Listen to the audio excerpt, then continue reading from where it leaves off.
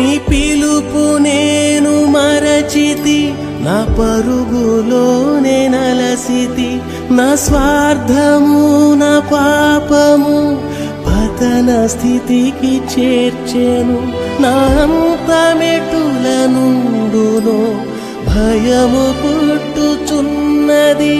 దేవా నన్ను మన్నించుము, నా బ్రతుకు మార్చుము. యేసుని చేతికి ఇక లొంగిపోదును. విశేషముగా రూపించుము నా శేష జీవితం. నా బ్రతుకు దినములు లెక్కింప నేర్పుము.